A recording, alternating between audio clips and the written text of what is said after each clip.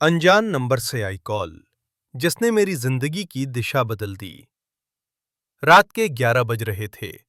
बाहर हल्की बारिश हो रही थी और दिल्ली की सड़कों पर रात की शांति उतर चुकी थी। अभय अपने छोटे से कमरे में लैपटॉप खोले बैठा था। वो पिछले 3 महीनों से नौकरी ढूंढ रहा था, लेकिन हर जगह रिज्यूमे भेजने के बावजूद कोई जवाब नहीं मिल रहा था। घर से रोज फोन आता, कब तक बैठे रहोगे, कोई काम वाम मिला क्या? और हर बार अभय का दिल टूट जाता। उस रात भी वो उसी उदासी में डूबा था जब उसके फोन पर एक अनजान नंबर से कॉल आया। अभय ने कॉल उठाया। दूसरी तरफ एक बुजुर्ग आदमी की धीमी, कांपती हुई आवाज थी। बेटा, क्या तुम सौरभ बोल रहे हो?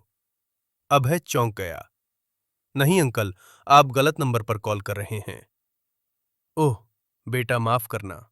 मेरा बेटा सौरभ पिछले 2 दिनों से घर नहीं आया। यही उसका नंबर है, लेकिन अब बंद दिखा रहा है। सोचा शायद तुम जानते हो। उनकी आवाज टूटी हुई थी। अभय ने जवाब दिया, अंकल, मैं तो किसी सौरभ को नहीं जानता, लेकिन अगर आप परेशान हैं तो मैं मदद। पर उतने में कॉल कट गया। अभय ने मोबाइल स्क्रीन देखा, थोड़ी देर सोचता रहा और फिर बोला, काश मैं कुछ मदद कर पाता। ये बात उसे सामान्य लगनी चाहिए थी, लेकिन उसके दिल में कहीं एक बेचैनी बैठ गई। वो सो नहीं सका। अगले दिन सुबह 7 बजे फिर उसी नंबर से कॉल आया। बेटा, तुमने रात को कहा था मदद करोगे। अंकल, मैं कैसे मदद कर सकता हूं? प्लीज एक बार मेरे घर आ जाओ। मैं अकेला हूं, किसी ने साथ छोड़ दिया। अभय उलझ गया, लेकिन बुजुर्ग की आवाज में दर्द सच लग रहा था। वो पते पर पहुंच गया। ये दिल्ली के एक पुराने अपार्टमेंट की तीसरी मंजिल थी। दरवाजा आधा खुला था और अंदर एक कमजोर, सफेद बालों वाला बुजुर्ग आदमी बैठा था। आओ बेटा, आओ, उन्होंने धीरे से कहा। घर बहुत साफ सुथरा था, लेकिन उसमें एक अजीब खामोशी थी, जैसे किसी के जाने का दर्द हवा में तैर रहा हो। अंकल ने फोटो दिखाते हुए कहा, ये मेरा बेटा सौरभ है। 2 दिन पहले ऑफिस गया था, पर वापस नहीं आया। मैं पुलिस गया, पर उन्होंने कहा 18 घंटे बाद आइए। कल रात मैं बेचैन था, इसलिए उसकी पुरानी डायरी देख रहा था। उसमें ये नंबर मिला। अभय हैरान था। उसने कहा, अंकल, ये नंबर तो मेरा है, कैसे मिला इसमें? अंकल बोले, पता नहीं बेटा, शायद उसने कभी सेव किया हो। फिर उन्होंने पर्स और मोबाइल के फोटो दिखाए। सौरभ एक सादा, मुस्कुराने वाला लड़का था, बिल्कुल अभय की ही उम्र का। अभय ने कहा, अंकल, हम मिलकर ढूंढते हैं। उस दिन पहली बार अभय को लगा वो किसी के काम आ सकता है। अभय और अंकल पास के पुलिस स्टेशन गए। शुरुआत में पुलिस ने रुचि नहीं दिखाई, लेकिन अभय ने दृढ़ता से कहा, सर, एक 22 साल का लड़का गायब है, ये मजाक नहीं है। थोड़ी बहस के बाद केस दर्ज हुआ। दोनों सौरभ के ऑफिस पहुंचे। वहां पता चला सौरभ पिछले हफ्ते से तनाव में था।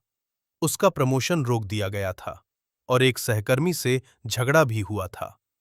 ऑफिस से निकलने के बाद वो सीसीटीवी में लास्ट टाइम स्टेशन की ओर जाते दिखा। अभय और अंकल वहां गए, पुलिस से फुटेज निकलवाई, और फिर सौरभ एक प्लेटफॉर्म पर अकेला बैठा था, काफी समय तक। फिर एक अजनबी के साथ कहीं चला गया। शाम होते होते पुलिस ने उस अजनबी को ढूंढ लिया। पूछताछ में पता चला सौरभ किसी गलत कंपनी में फंस गया था। उसे धोखे से एक फर्जी फाइनेंस स्कीम में काम कराया जा रहा था। जब उसने नौकरी छोड़ने की कोशिश की तो उसे धमकियां दी गईं। वो डर गया था, इसलिए 2 दिन पहले वो दिल्ली से बाहर निकलकर अपने एक पुराने दोस्त के पास मेरठ के लिए निकल गया था, बिना किसी को बताए। अभय और अंकल तुरंत वहां पहुंचे। दरवाजा खुला। अंदर सौरभ खड़ा था। उसे देखकर अंकल की आंखों में आंसू आ गए। उन्होंने उसे गले लगाते हुए कहा, क्यों बेटा, मुझे बता देते। सौरभ रोते हुए बोला, पापा, मैं आपको चिंता में नहीं डालना चाहता था। अभय चुपचाप ये दृश्य देख रहा था, जैसे उसकी अपनी जिंदगी में भी रोशनी लौट आई हो। अगले दिन अंकल ने अभय को घर बुलाया, खाना खिलाया, कहा, तुमने जो किया वो मेरा अपना बेटा भी नहीं कर पाया। तुमने मेरी उम्मीद बचा ली बेटा। अभय मुस्कुराया, लेकिन बोले बिना नहीं रह सका।